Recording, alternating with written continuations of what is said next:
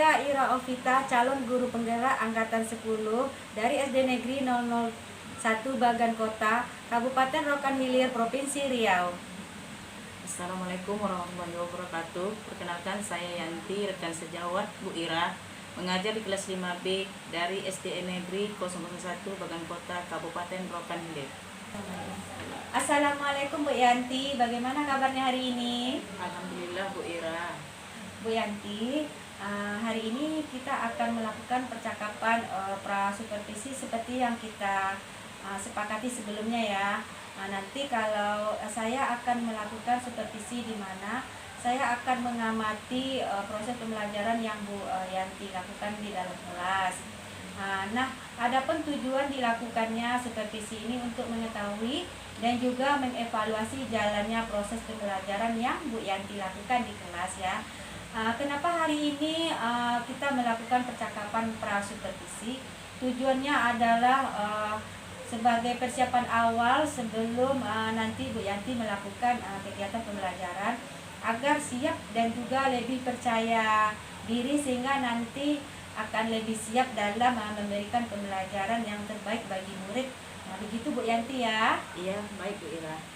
Adapun beberapa pertanyaan yang akan saya ajukan pada Bu Yanti. Yang pertama, kira-kira tujuan pembelajaran yang ingin Ibu Yanti capai nanti apa ya Bu Yanti? Bisa dijelaskan? Iya, baiklah Bu Ira. Tujuan pembelajaran yang akan dicapai adalah peserta didik dapat mengidentifikasi sifat-sifat cahaya dan keterkaitannya dengan indera penglihatan dan dalam kehidupan sehari-hari, dan peserta didik dapat melaporkan hasil pengamatan yang memanfaatkan sifat-sifat cahaya dalam bentuk tulisan. Jadi tujuan pembelajarannya dari Bu Yanti nanti adalah peserta didik itu diharapkan dapat mengidentifikasi sifat-sifat cahaya dan keterkaitannya dengan indera penglihatan dalam kehidupan sehari-hari. Dan peserta didik dapat melaporkan hasil pengamatan yang memanfaatkan sifat-sifat cahaya dalam bentuk tulisan ya Bu Yanti ya. Kemudian pertanyaan berikutnya, bagaimana dengan area pengembangan yang akan Bu Yanti capai nantinya? Untuk area pengembangannya nanti saya ambil dulu dua ya Ibu Ira. Yang pertama area pengetahuan, kemudian yang kedua keterampilan. Untuk pengetahuan, siswa dapat mengidentifikasi sifat-sifat cahaya dan keterkaitannya dengan indera penglihatan dalam kehidupan sehari-hari. Kemudian yang kedua, untuk keterampilan, siswa dapat melaporkan hasil pengamatan yang memanfaatkan sifat-sifat cahaya dalam bentuk tulisan. Seperti itu Bu Ira. Jadi untuk areal pengembangannya Bu Yanti nanti akan menggunakan dua areal pengembangannya, yaitu pengetahuan dan keterampilan. Baik, untuk pengetahuannya yaitu dengan cara mengidentifikasi sifat-sifat cahaya dan keterkaitannya dengan indera penglihatan dalam kehidupan sehari-hari ya. Kemudian yang kedua, untuk keterampilannya, siswa dapat melaporkan hasil pengamatannya yang memanfaatkan sifat-sifat cahaya dalam bentuk tulisan. Begitu ya Bu Yanti ya. Kemudian pertanyaan selanjutnya, saya ingin menanyakan rencana atau strategi apa yang ingin Bu Yanti terapkan nanti di dalam kelas, seperti apa? Terus bisa diceritakan nggak Bu Yanti? Kalau untuk strategi, saya nanti menggunakan pembelajaran berdiferensiasi dan juga berdasarkan gaya belajar atau kesiapan siswa. Nanti pembelajaran berdiferensiasi tersebut diintegrasikan dengan pembelajaran sosial dan emosional, begitu Bu Ira. Kemudian saya akan melakukan pengembangan kelompok berdasarkan kemampuan siswanya. Selain kemampuannya, juga dilihat dari keaktifan siswanya, seperti itu Bu Ira. Oke, jadi strategi yang Bu Yanti terapkan nanti menggunakan pembelajaran berdiferensiasi yang Ibu integrasikan dengan kesiapan siswa sesuai dengan kemampuannya ya. Dan sesuai juga dengan pembelajaran sosial emosional, begitu ya. Kemudian nanti Bu Yanti juga akan melakukan pembagian kelompok, seperti itu Bu Yanti ya. Iya Bu Ira. Oke, kalau untuk model pembelajarannya seperti apa Bu Yanti, bisa diceritakan? Kalau untuk mode pembelajaran di sini saya menggunakan model PBL, pembelajaran berbasis learning. Kemudian kalau model sekarang kan ada metodenya, saya menggunakan metode diskusi kelompok, kemudian penugasan dan tanya jawab. Oke. Jadi modelnya nanti Bu Yanti mode pembelajaran problem based learning ya. Kemudian untuk metodenya nanti Bu Yanti menggunakan diskusi kelompok dan tanya jawab dan juga penugasan ya. Nah kemudian untuk media yang akan Bu Yanti gunakan nanti media apa? Media yang akan saya gunakan itu adalah buku matematika yang diperintah itu Bu Ira. Kemudian ada laptop, ada LCD, proyektor. Oh, yang dari pemerintah maksudnya ya? Ya. Dan yang utama adalah koneksi internet. Selain itu juga nanti saya siapkan IKPD dan juga video pembelajaran. Oke. Oh, maksudnya tadi jadi media yang akan Ibu gunakan nanti itu Ibu menggunakan buku matematika yang dari pemerintah itu ya. Kemudian Bu Yanti juga menggunakan laptop, LCD, proyektor, terus jaringan internet menggunakan LKPD tadi ya, LKPD dan juga menggunakan video pembelajaran. Jadi kalau untuk LKPD-nya itu sendiri nanti Bu Yanti membuatnya sendiri atau di-download gitu? Untuk LKPD-nya saya sendiri, nanti saya akan sesuaikan dengan peserta didiknya Bu Ira. Jadi misalnya saya download, nanti dilihat dulu ini sesuai atau tidak. Kalau tidak sesuai nanti saya edit kembali. Jadi dikombinasikan gitulah Bu Ira.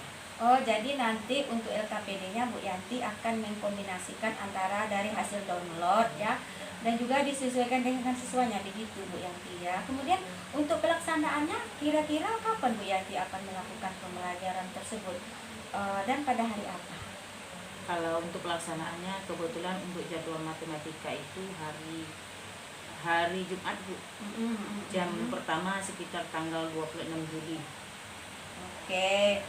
Jadi nanti Ibu Yanti akan melakukan pelaksanaan pembelajaran ini pada hari Jumat tanggal 26 Juli tahun ini ya. Kemudian akan dilakukan pada jam pertama ya, saat mata pelajaran IPAS ya. Nah, nanti saat Bu Yanti akan melakukan pembelajaran, saya akan datang ke kelas Bu Yanti ya Bu. Terus kemudian saya akan melakukan supervisi kelas. Saya di situ nanti akan melihat dan mengamati serta mencatat hal-hal apa saja yang terjadi di kelas. Begitu Bu Yanti ya. Setelah itu nanti Ibu melakukan kegiatan supervisi. Maksudnya saya akan setelah selesai nanti kegiatan supervisi ini dilaksanakan, saya nanti juga akan menemui Bu Yanti lagi dengan melaksanakan kegiatan pasca supervisi namanya ya. Begitu Bu Yanti ya. Iya Bu Ira. Baiklah Bu Yanti, sebelum kita akhiri, apa yang Ibu Yanti dapatkan dari hasil percakapan kita hari ini? Dari percakapan tadi Bu Ira, saya dapatkan itu sudah mendapat gambaran bagaimana nanti ketika pelaksanaan pembelajaran di kelas, kemudian apa saja yang perlu saya persiapkan. Kemudian cara pengkondisiannya peserta didik juga supaya lebih siap seperti itu Bu Ira. Baik Bu Yanti, terima kasih atas waktunya ya. Nanti sampai ketemu lagi pada hari Jumat pada saat kegiatan supervisi di kelas Bu Yanti ya. Terima kasih banyak Bu Yanti. Sama-sama Bu Ira.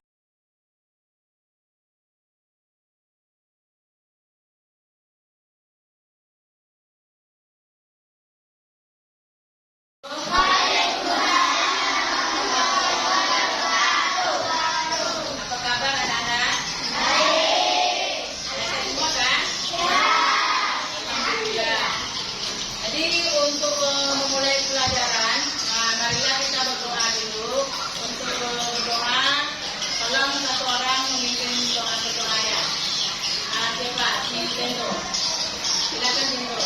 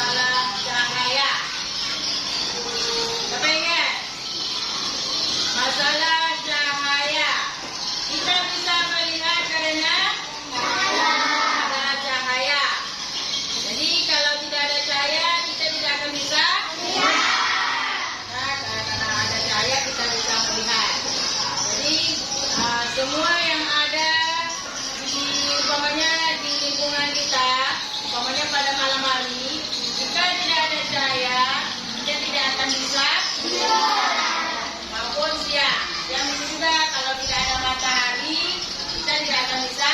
Karena ada cahaya, kita bisa melihat. Hari ini kita akan mempelajari sifat-sifat cahaya. Silakan kita video berikut, ya. Sifat-sifat dari cahaya. Pernahkah kalian pergi ke ruangan gelap?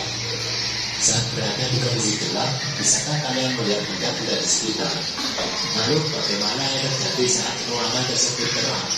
Bisakah kalian melihat benda yang ada di sekitar? Kita dapat melihat suatu benda di tempat yang terang karena adanya cahaya. Nah, apa sih itu cahaya? Cahaya adalah salah satu dari gelombang elektromagnetik yang dapat ditangkap oleh mata dan memiliki sifat-sifat tertentu sehingga menyebabkan kita dapat melihat berbagai benda serta keindahan alam yang kita dapat melihat tubuh kita di cermin karena adanya pematuran yang teratur oleh tiga cermin. Dalam pematuran berlaku hukum-hukum sebagai berikut. Yang pertama, suku datang sama dengan suku pantul. Yang kedua, sinar datang garis normal dan sinar pantul terletak pada sebuah bidang datar.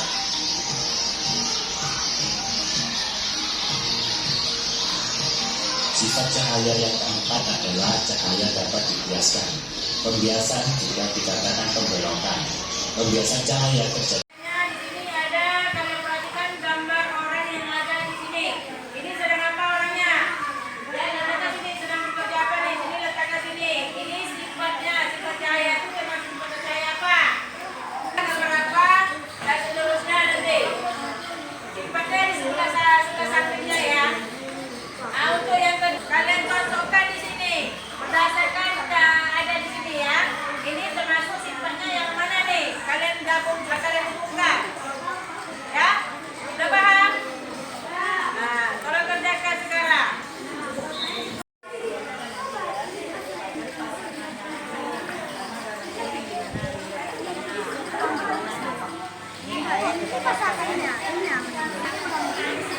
Itu gambar apa?